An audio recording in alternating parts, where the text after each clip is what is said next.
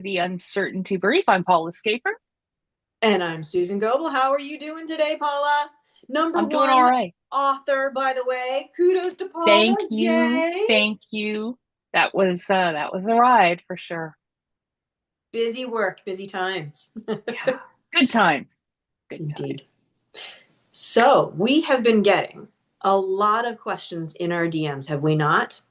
Mm-hmm. Reporting, Yep. automation, what's actually worth fixing first, and how to keep teams and businesses on track. I want to read out three specific DMs that we got because they're Okay. interesting and maybe they're just going to be resonating with whoever's listening. So, first one was our leadership meetings keep derailing because everyone brings a different source of truth, a different version of the numbers. It's never happened, right? Mm. How do we get a single source of truth without rebuilding our whole tech stack? That's a good question. Two was we keep hearing about N8N, AI reporting, automated dashboards. How do I actually know what's worth taking the time to do and not just creating chaos? Mm-hmm. And three, our team spends more hours prepping reports, but we still debate numbers more than decisions. How do we shift to faster interpretation, cleaner data, and reports that drive action? Paula, you and I have encountered this many times with clients. This is very simple single sources of truth, automating what really needs to be automated and leaving the rest alone, or for when we actually have time in the business. And how do you actually build a report that matters so you can make good quality decisions and not sit there as a leadership team arguing about, well, I don't like where that number came from. It's never happened before, right? Yeah, never. Yeah, I never. So we need to turn this data, this messy stuff, into actual decision making intelligence. If this was your client, what would you say, Paula? Wow. Um, well, I think first of all that dashboards are amazing for leaders once you know what needs to be there. And I find a lot of times we get all caught up in this hype of, oh, we have to do this fancy technology thing, right? We have to do this fancy technology thing because I need to see this. And we invest a lot of time on dashboards and numbers and stats, and then they don't work. And then they don't work. And I'm thinking of a specific client that I worked with a few years back, and they had built, or specifically an individual in the organization had built dashboards for their data with Google's Looker Studio tool. It was an awesome dashboard, except What? the numbers weren't right. Ooh. The numbers weren't right. And so the numbers looked really good on the dashboard. But when you started digging into the numbers, they were inconsistent frames of time. There were all sorts of issues with the numbers, and ultimately, it wasn't the math wasn't mathing. And so I spent several hours one day trying to peel apart these numbers to figure it out. And it turned out that what looked like great sales numbers because of the way it was reported was actually obscuring the fact, let's call it that, like foggy vision, that the sales close rate had gone down dramatically and the average sale had gone down. The average value of a sale had gone down. And so you have a CEO who's looking at this dashboard going, I don't understand. There's no money in the bank. Like, this isn't working, right? The math isn't mathing. And you're telling me that we're getting all these leads from our marketing efforts, and I'm not seeing it in the financials. What the hell is going on? And so we dug in. And sure enough, leads had quadrupled, close rate had tanked, right? So now you're looking at, is this a lead quality issue? What is the issue? But we didn't know that that had happened. And to layer on top of that, the the average sale had also dropped. And So now when you've discovered this, right? Now you've got to peel the onion. So my long story short, my thing on dashboards is they are amazing once you are getting consistent, accurate insight from the data you're getting in a spreadsheet or a handwritten report in the team meeting every Monday or whenever you have your weekly leadership meeting. When those numbers, when everybody's aligned behind those numbers and you're getting good insight from them that's helping you propel the business forward, turn it into a dashboard, save everybody some time. But don't start with the dashboard because you are never going to know where the breakdowns are. You're just going to see these numbers, no context. I think that point is worth driving home just a little bit. So at the end of the day, it's not about the automations, it's not about the tools. Let's have a moment at whatever level is appropriate. And I say that because sometimes the leadership level is okay, but the department level doesn't have the visibility that they need. And really, when I'm thinking about it and I'm talking about it to clients, if I talk just strictly at the leadership level of the business, what questions do you need to know the answers to on a regular basis in order to know that the business is healthy and getting where it needs to go? If you can answer that question first, don't worry about Mm-hmm. where that's coming from. Don't worry about that yet. Let's answer that question. What do we need to know? What's the lagging indicator? What's the leading indicator? What pieces of information do we need to know at our level, Right. 30,000 square foot first? And when we know that, now we can say, okay, well, now we have these 10 numbers, these 10 questions that we want to have answers to. And how do we get the answers to those questions, right? You got to be able to know and agree on where that source of truth is coming from. You do. And it's quite Yeah. possible when everybody looks at all their different dashboards and all their different tools and all the different tech stack pieces, it's never going to perfectly align. Well, this 7-day look back window is from this tool is this, and this 7-day window look back is this over here, but it's off by a day. And hey, 9 times out of 10, that won't matter, but every once in a while, that's going to matter. And so we want these sources of truth. So which one is it? And just pick one. Yeah. And then you got to have an owner. And the owner is not marketing. It's not a department. It's a person. One person. Please and thank you. And you're Yeah. right. I agree with you. When you've got some of these pieces at the leadership level, it will give you the ability to then later on make it efficient and create the dashboard. I love N8N. I love my Google Sheets. I love all of these Yeah. different pieces that we can do, but they are the second step. They are not the first step. And the other piece is to make sure when you're getting those top 10 metrics, that's not the detail behind all of it. There still needs No. to be more detail, right? If one of those metrics comes from a marketing or a sales department, then that marketing or sales department needs to also be tracking the why behind, is it a good metric, a week over week metric that hasn't changed, or a bad metric? Because we still need to know why. There's the what, and then there's the now what. Mm-hmm.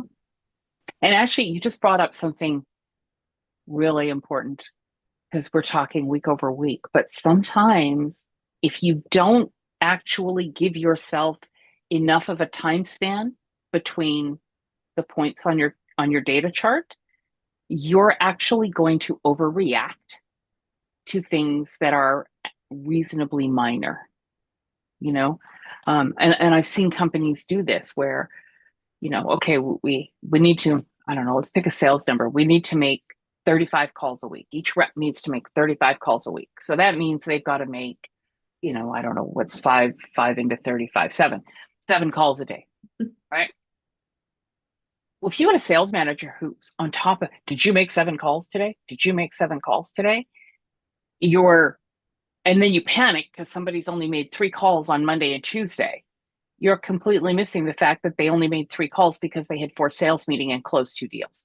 You're looking at the wrong number in terms of performance over too short of a time span. And so some things you track weekly, but then there are other metrics where, take a look at them once a month, like web traffic. Unless you're the web person in the company, you don't need to look week to week, right? If you're the owner of a retail store and you've got an e-commerce shop, look at your numbers monthly, but be super clear about what you need your webmaster tracking weekly so that they can pull those numbers at the drop of a hat for you.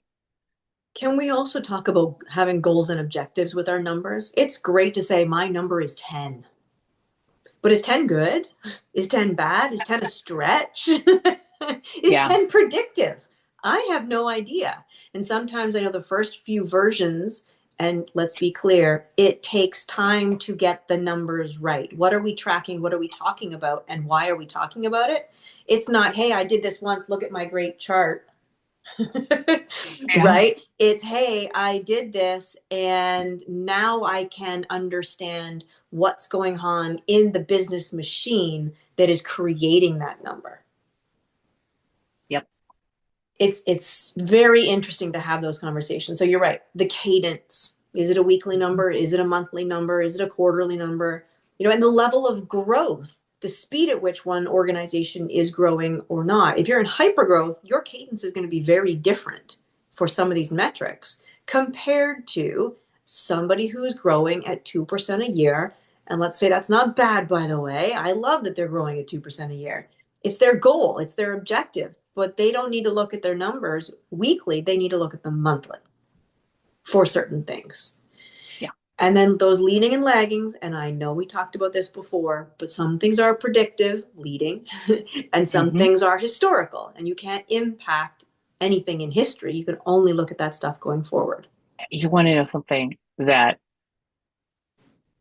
is probably going to be controversial. Oh dear, not controversial. Businesses focus obsessively about their revenue and obsessively about their profit margins.